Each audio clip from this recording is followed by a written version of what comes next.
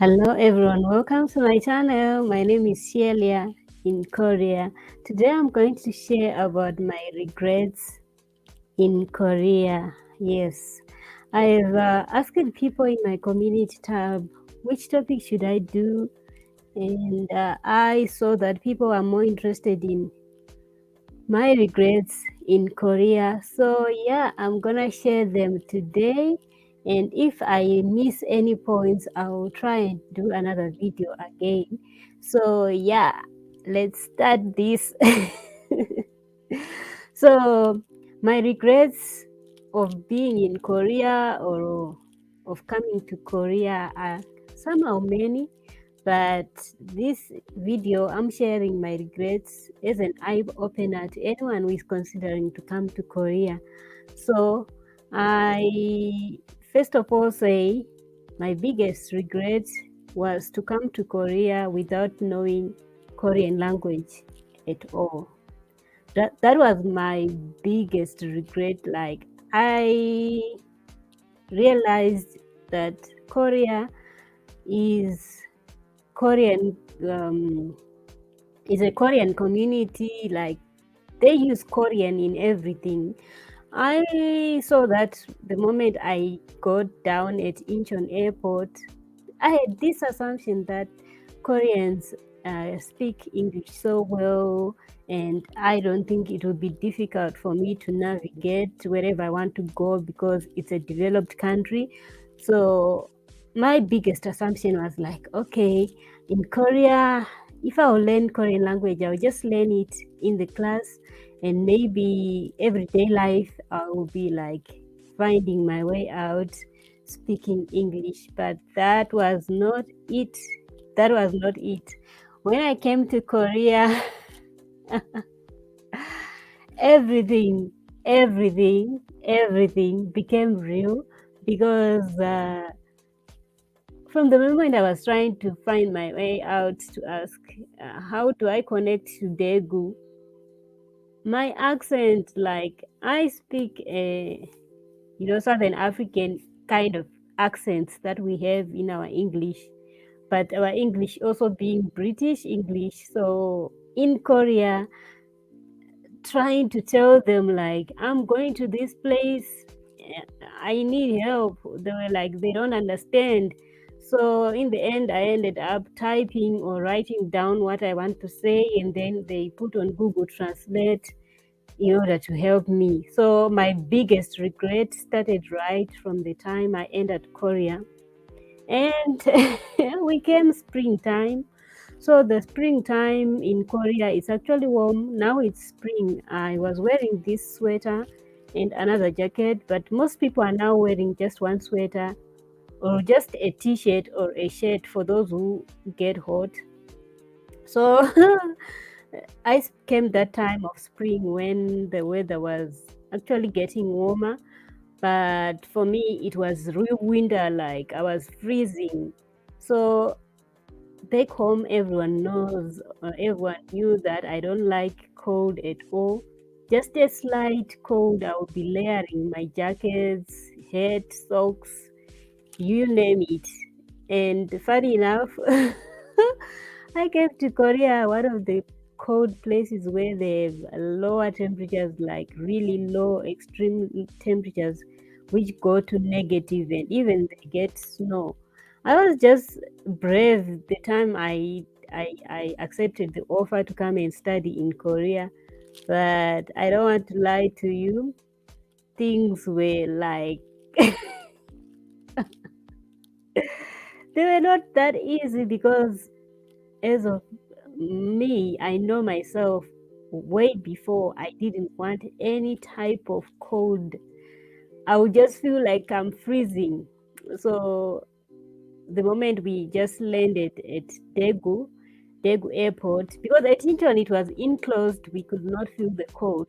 But when we got out of Daegu International Airport, I felt like freezing, like really freezing, because I think the temperatures were 10 degrees or somewhere there, 9, 10, but I was feeling like it's negative. So I started thinking and saying I left my 24/7 sunshine in Zimbabwe, and here I am now. Am I going to survive this cold? Like, how am I going to cope? I started really like regretting, like, just like asking myself so many questions. Did I make the right choice to come to Korea? I was asking myself, I didn't even find the answer. And most people were even actually telling me that, this Daegu is very warm, like it's hot compared to other cities like Seoul and other places which are far north side, because Daegu is southern part. So I couldn't believe people's uh, words, but I could tell from the news or any online stuff that I see about Seoul that, yeah, the weather in Seoul was really much colder. So as days went by, I started getting used to Korea. I started getting used to everything. But the issue of language really made me to feel out of place, right? Like really out of place. But as days went by, we started understanding Korean bit by bit. And the moment I went to the Korean class, I I think I have a message. When I went to the Korean class, I was expecting the teacher to teach Korean in English. Yes, I was expecting that, because I was like, how can they teach Korean in Korean? How can someone understand Korean in Korean? Can you imagine? So me there in my mind, I was like, they'll teach Korean in English. First day in class, the teacher didn't even say anything in English. Actually, the teachers were trained not to say anything in English to us. The only word I could hear from the teachers was okay. And they would do like this, like, okay. I think that was the only word, English word I could hear from them. I keep getting the message. I don't know what's, maybe it's for my delivery. So I get the notification on my watch. Anyway, so the teacher was keep on saying, okay, okay. So the first week of doing the alphabet, I can lie if I would say I know what I was doing. We were just told to write our names down, and they said they will give us our Korean names so that we can practice writing them as time go on. So for me, like my name is Sheila, but the teacher wrote as Shwila. I don't know, in Korean alphabet, if your name has more vowels, all the vowels are pronounced as they are. So for me, it's Shiyelia, like shield, Shiyelia. So first week I was writing Shwila, that one, which was like shortcut of the spelling, like Shilla was the um, was the translation that I got. So later on, they gave me my real name that I'm always saying, I'm Shiyelia. So that name, I just embraced it because I felt like I'm a new person in Korea. Like it made me like Korean, even though I couldn't understand. So if the teacher would come and mark the register, they would say Shiyelia, and then I would be like, nah. So yeah. And my other regret was like every time we were given forms to fill, let's say we go to the hospital or go to the bank or everywhere, I would just feel like why our African parents really embraced such long surnames. I had trouble to learn all the characters from my surname, like my family name. Oh my god, it's so long, like Ma Benkere, as it is. I really envy those people with surnames like very short, like Moyo, or those like Moyo, the four-letter word surnames. I really envied, and like I was feeling jealousy that I wish my my grandparents could have used maybe Shumba, because we are Shumba. I really wished for something like that, because now I had to write mabenkere as it is. Like, it's mavenkere, but in Korea there's no V, there's a B. For V, it's B. So, mabenkere, like, imagine how long it is.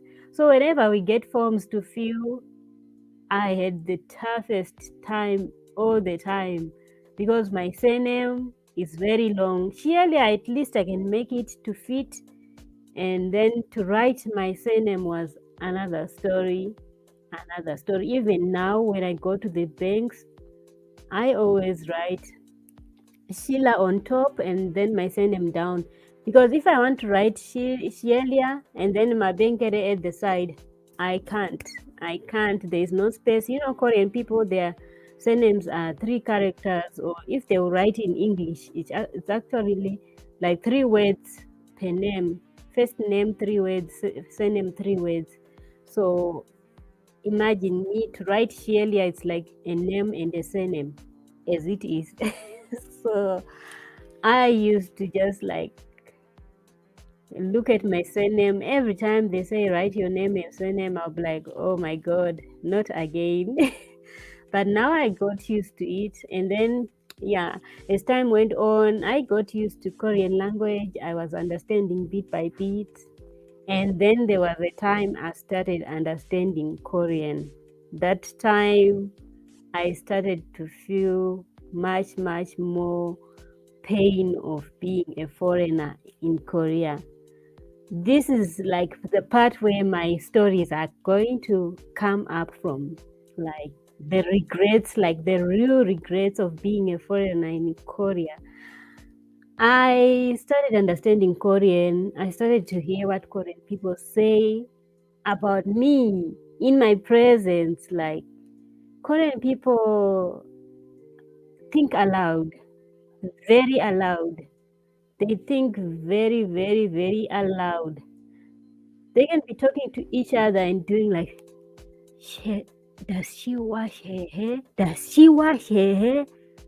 Like, she is like doing the sign to say, I'm speaking low. But I'll be just a few meters away and I can hear everything. Oh, like, her hair is made of, is it a thread? Is it wool? Is it fake hair? They are gossiping and you're listening and looking at them like with that eye to say, I can hear you. Okay. So early days, I would be like, I can understand what they are saying. It wasn't moving me much, but there was a time I started feeling some pain to say, wait a bit, why are they gossiping about me when I'm even there? So there was a time I started to confront them, not really confront in a fighting way, but if they say, does she wash her hair? I will say, yes, I wash my hair. They say every day. Sometimes it depends on who I'm talking with. Some people I can say, yes, I wash every day. Some people I can be patient enough to say, no, I can't wash every day. Our hair is difficult to maintain, so I need to wash it once in a while and dry it very well. But some people, I just look at them and say, yes, I wash it every day. They say, it doesn't fall down. I say, no, it doesn't fall down. So they say, how do you wash it? I say, I put shampoo in my hair and do like this and stand in the shower and dry it. So sometimes I had to explain myself over and over how I wash my hair, how I dry it, and how I braid it. Because they also have an assumption to say we use a machine to braid. So I will always say no. If I hear them gossip about me in my presence, I say no. We use hand, so it would surprise them. So I can say I somehow regretted just being a foreigner, like just the feeling of feeling like an outcast and feeling like you are out of this world to them. really made me regret my choice of being in Korea. But later on, I was like, no, man, I have to find a way to make this not give me thoughts of regretting of my decision to be in Korea. At least if like what I did to explain to them how we wash our hair or what. Sometimes I would internalize whatever they say to say she doesn't wash her hair, this and that. They will say so much negative stuff that will be like, these people, they don't really know Africans, really. And I used to think over the things they say about our skin, to say the skin is rough. They will be just speaking, and you will be like, what are they saying really? So I said, if I would continue to internalize whatever they are telling each other, which are kind of lies, then I'll be the one who will never enjoy my stay in Korea. So I made a decision. I said, as long as I can speak little Korean, I'll try my best to explain to them like whatever they believe or think about me is wrong. I'll just explain to them, no, I wash my hair, no, my skin is smooth. I can even let them touch it. Like if they are women, I can just let them touch my skin so that they believe for their seeing to say, oh, you have soft hair, soft hands. Like some of them actually will be like, his skin is so soft, much softer than ours. So I was like, at least if I can clear that bad idea that they have that we have very rough skin and hard skin. Yeah, even if you give handshake, they'll be like, oh, so soft. For them, their hands will be so hard. Like they are hardworking people. That one I cannot even overemphasize or underestimate their hardworking. Korean people are very hardworking. So most of them, their hands also are a little bit rough, especially for the older people, because they really work hard, like they are hardworking people. So yeah, it's something that I with time, my eye, there's something, or with time, I was just like, this is now like I live a culture exchange kind of lifestyle. Whenever I meet a Korean person, it's almost like my everyday thing. I'm telling someone about my hair, I'm telling someone about my skin, I'm telling someone about just about me being black in Korea. Yeah, I don't know what's up with my lighting, but I think it's okay. Oh, yeah. Recording is so difficult in my tiny one room. One day I will be brave enough to show you my tiny studio apartment that I stay, but I'm just glad that I have everything I want in this one room. So, yeah. So, anyway, back to the stories. One of the other, my regret stories are related on me just being black in Korea, like how Korean people treated me. But there are also some times where I get, uh, I get to think like, I wish I had gone to USA. I wish I had gone to UK for my master's or PhD, because in Korea, the more you stay in Korea, the more easier it is for you to even process if you want to stay to get the long-term visa. But that long-term visa, they want very huge income that you earn from your employer, not huge, like not huge income in your account, like from your savings. Let's say I get salaries over years and then I save my money and then prove that I have some certain amount of money. No, it's not like that. For them, they want to see money that you earn from a Korean company or a Korean employer who is employing you. that money should be around, I think, $37,000, and that's a lot of money. And most people on our ranks that we have now, like our ranks as foreign workers, we don't earn that much. We don't get to that $37,000 per year. So when I look at the salaries in the UK and USA for people in my major, like engineering, I regret, like really regret, and even sometimes I can't curse the day I came to Korea, but if I could, I can. Because I feel like I'm earning peanuts in Korea. Like, really, this is the real regret, like, real regret. The salary is just not that high. It's not that high.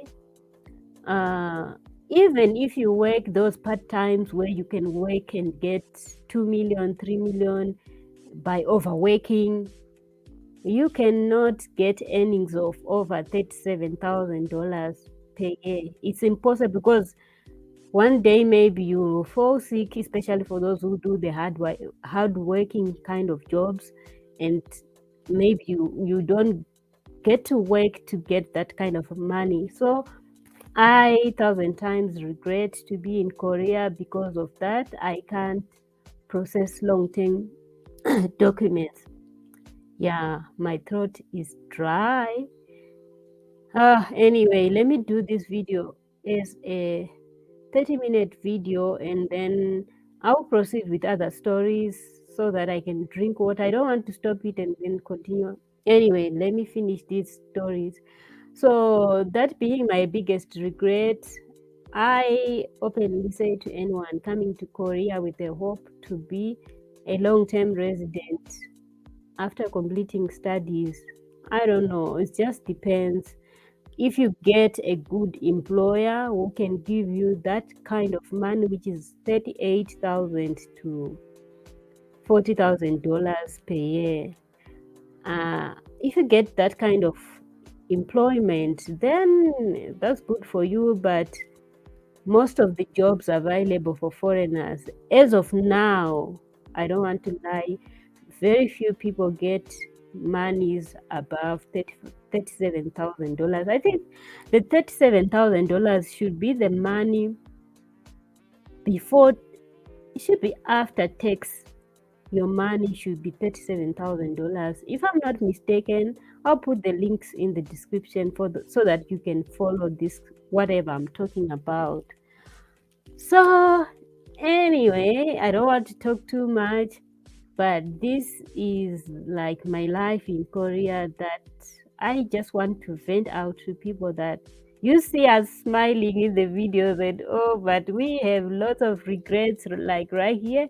I think I see people who went to Canada, people who went to USA for their master's and PhD degree. They made lots of progress when it comes to these documents for long-term stay, and most of them, they actually did big projects back home.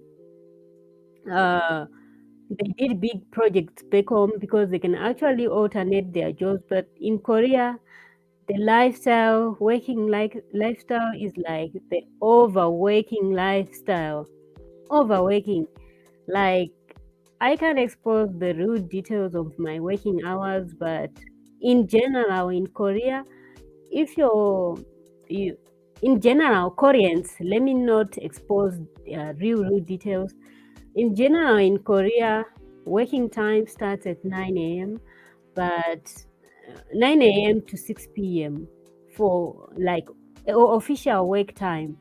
But at every institution, at every company, at every, I don't know, job place, people tend to overwork, like freely, not for earning money or what. They just find it right for them to keep overworking. And that one is something I love working, and I actually enjoy even overworking. But if I overwork for free, As we grow older, you will see that your health is more important, your sanity is more important. So I somehow regret to be in Korean system thousand times again, because there is this thing of the culture of overworking. You do it willingly at no reward. I mean, it's not documented that you worked up to 10 p.m. one day, you worked up to 12 p.m. one day, or you slept in the lab one day. It's not documented and it's not paid. So if you overwork, it's your zeal to Eh, I want to say Amy, yes. Yeah, if there are people watching, Shona people watching, Amy, we work here. Like you people, we overwork in Korea. It's not child's game. Sometimes you just have many targets to meet, and you'll be like looking at the 9 to 6 p.m. work schedule, and you'll see, like, I can do everything in this 9 to 6 p.m. Then let me extend up to 9 p.m., let me extend to 10 p.m. so that you reach the targets. It's like, I don't know how to put it in words, but I wish if we could be paid for the overworking time, then it would be best place. And the sad thing again that I really regret is, okay, you overwork. Sometimes we get a little bonus depending on our work. It depends on your workplace. Some workplaces like factory, they get overwork money, but some institutions, like, though it depends, some institutions, most institutions, you just overwork on your own, like as part of showing service. I don't know, like just being the Korean way, you just overwork for nothing. Yeah, and I regret doing that over the years, because even if I look for another part-time job that I can say I can do, my contract or my visa type does not allow me to get part-time. So then I'm stuck to one job that I have to work on and even overwork on, and not even getting compensation. Like, it's like that. The overworking culture, it's not me only. The whole of Korea, even Koreans, they also overwork. They overwork even weekends. You can see them go to work Saturday to Sunday, like Monday to Sunday. Some people work, which is something not really that I fancy, because I'm someone who likes to rest. So it just depends, like, how much work I have, and do I really have to overwork. If I feel like overworking, I overwork. If I don't, I don't, because all it depends on my strength. So that being said, I envy all the people who are in countries where you can juggle between one or two jobs. So if you are deciding to come to Korea and your job type is the type which will let you stay at one job and you join this overworking culture for free, welcome, welcome aboard. But if you are going to go in a work environment where you can overwork and even move from one job to another, then oh, that's good for you. So yeah, the culture shock is really shocking, and actually makes us regret all the time. Like, it's something that we just have to learn to work with. Yeah, I can say like that. I have learned I've learned along the way to just try to work with what we have in terms of workplace.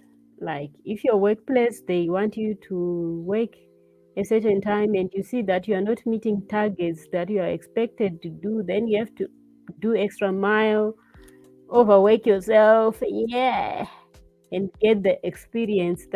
That's what is keeping me going. Yes, we want to be rewarded for the work, but the experience also matters. Because if I would move to another place, let's say I change country, I go to maybe those UK, USA, Canada, then I'm sure with the experience that I have in Korea, I think I'll be a better person. I hope so. I believe so. So I hope I have said something which makes sense in this video about my regrets in Korea. Some of them I haven't even mentioned them. I will do another series again if you allow me to do so. Yeah, I know most people really want to know and see what it really is to be in Korea. So I will keep on trying to do that. So yeah, that's my experience. Those are my several several experiences that I had in Korea, which made me think otherwise when it comes to being satisfied or being dissatisfied uh, in staying in Korea or working in Korea. But anyway, above all, I love Korea because there are some things that I can even, if I complain of overwork and even the work is there, I think of the scenario of back in my country, you can be at a very good company, but there are no projects. There is nothing. You just go and sit on your desk. And I imagine that scenario, and I'll be like, okay, let me keep on because someone is actually going to work to just sit behind the desk without work to do.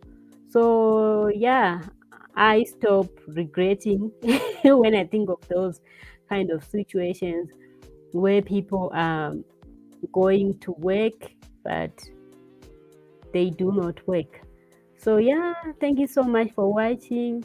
If you have enjoyed this video, please let me know in the comment section what are the comments or questions that you want to ask me. What are the questions that you want to ask me about Korean lifestyle? I will share with you and check you in my next upload. Thank you for watching. Ciao, ciao.